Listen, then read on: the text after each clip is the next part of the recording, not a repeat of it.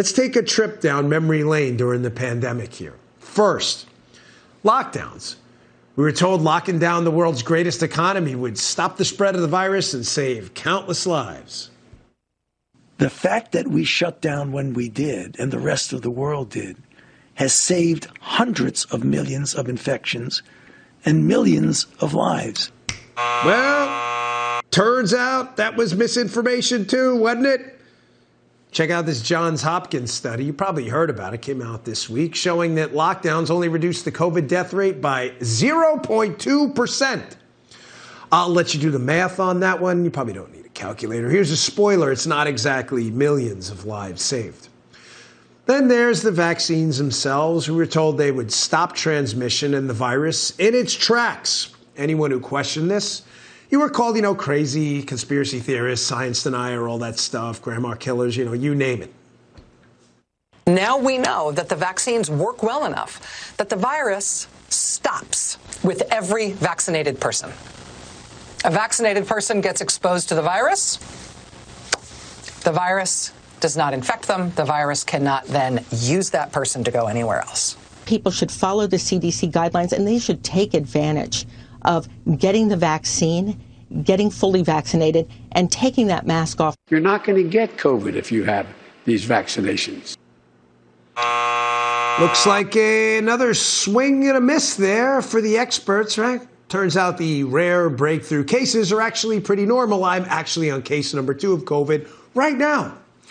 And the left has long ago shifted their talking points. Now, here's a new talking point of the vaccine. You catch this one. The vaccine only prevents serious illness. Our vaccines are working exceptionally well. They continue to work well for Delta with regard to severe illness and death. They prevent it. But what they can't do anymore is prevent transmission. Then there's cloth masks. Remember that? We were told for months it was our patriotic duty to wear a mask to protect our neighbors. You're like Captain America. It's like the new shield. People were banned, me included, folks, on ScrewTube for daring to say that, hey, masks may not be that effective. Then suddenly the media did a 180 or more like a 540 on cloth masks, and medical experts suddenly echoed what conservatives like me dared to say from the very beginning. Listen, if masks work great, then why aren't masks working that great? Don't wear a cloth mask. Cloth masks are little more than facial decorations. There's no place for them in light of Omicron. Listen, I could fill the whole show. I don't want to waste your time. I love that you're here. I could fill the whole darn show with examples like this. But here's the hard truth. Americans, we're rough and a rugged breed, folks, man. People came here as immigrants, and people who were born here, they just want to work and be left the hell alone. They just want to go out and create and produce and do their thing and raise their kids and just get the hell out of our lives. It's all we ask, right? They want nothing to do with oppression. They want nothing to do with propaganda. And they want nothing to do with force-fed, dopey government narratives, especially narratives that screw it up all the time. And that's why we're witnessing an open revolt right now against these gatekeepers of truth who decide what is and what isn't misinformation. The anti-vaccine mandate trucker protests in Ottawa, they're just hardworking patriots telling those self-proclaimed experts, no thanks. We got this. We'll figure it out. Prime Minister Justin Trudeau is, of course, out of ways to control the narrative. So he just decided he'd throw the whole bag of isms at these patriots all at once. Check out this ridiculous tweet. This is from Trudeau. Today in the House, members of Parliament unanimously condemned the anti-Semitism, Islamophobia, anti-black racism, homophobia, and transphobia we've seen on display in Ottawa over the past number of days. Together, let's keep working to make Canada more inclusive. Now, that's misinformation. You see how this little process works here? Here's a look, by the way, at all that anti-black racism and transphobia and all of the other isms on display.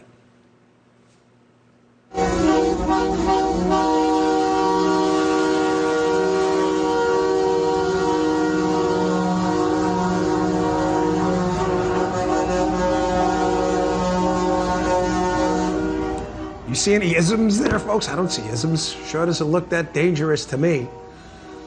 You know that famous rally cry from all those communists out there? You know, workers of the world unite. Remember that? Well, maybe we should change that, do a little edit form to workers of the world unite, unless you're a trucker who doesn't like vaccine mandates. And then forget it, don't unite. There, we fixed it for you, lefties. We have to do the editing for you.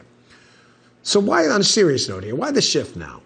Why this open revolt? Why this rebellion? What's happening? What changed since the start of the pandemic, when these leftist tyrants started stripping away at our freedoms? Reminded me of this decade-old viral video. It shows that it just takes one person to get up and start dancing before others around him are inspired to get up and start dancing too. Eventually, enough people start dancing that the dancers outnumber the people who are watching and making fun of the dancer in the first place. That's the truckers right now. There's a lot of dancing going on right now. Courage is contagious. Your courage is contagious. And that's how real change happens. Joining me now is renowned cardiologist, Dr. Peter McCullough. Doctor, thank you for joining us. I really appreciate your time. Let me get to this first question here. These experts, doctor, and I'm using air quotes here, they've been wrong for so long about COVID, masks, vaccines, public health measures. Do they have anyone to blame but themselves for this really sad public credibility crisis in the public health infrastructure? You're fully accountable, Dan. I can tell you Senator Ron Johnson held on January 24th a Senate panel entitled A Second Opinion, and we had dozens of leading doctors who take care of patients, scientists, nurses, patients, and others. And, you know, Johnson invited all these public health officials, and nobody came to actually hear expert review of the data. Yeah, doctor, I mean, you've become a target. They have tried to cancel you. You know, what do you think is behind this? You're on the front lines of this COVID fight. Is it they're just in a panic here because people like yourself who are not intimidated? You know, what's your next step here? Is there any recourse for people like yourself who've been attacked by these anti-science folks? I've been true to the science, Dan. I'm very careful to cite all the data when I go on national TV. When I went on Joe Rogan, you know, I had over 100 scientific slides that had been continuing medical education approved for a prior major scientific meeting. I prepared a month for that. Rogan was perceptive. He was intelligent. He asked good questions. And then you saw the backlash as we reviewed all the scientific data. Yeah, you were. I have a series coming up, Canceled in the USA, Doctor. You make an appearance in that special. You're featured in it because they tried to cancel you. What, if you could tell us briefly what happened? Why were they trying to cancel you? What was at the center of this fight? What concerned them so much that they felt the need to try to censor you? I think from the very beginning there was an overall plan to try to suppress early treatment of COVID-19 and have a whole variety of public health interventions that, in a sense, prepared the population to accept mass vaccination. And when the vaccines really haven't worked out as advertised, the whole thing is really starting to unravel. Yeah. Well, Doctor, I'm sorry to hear that happened to you. We're going to drop those episodes on Monday on Fox Nation, Canceled in the USA, Part 2. We're glad you could become a part of it. We really appreciate it. Thanks for your time. Thank you.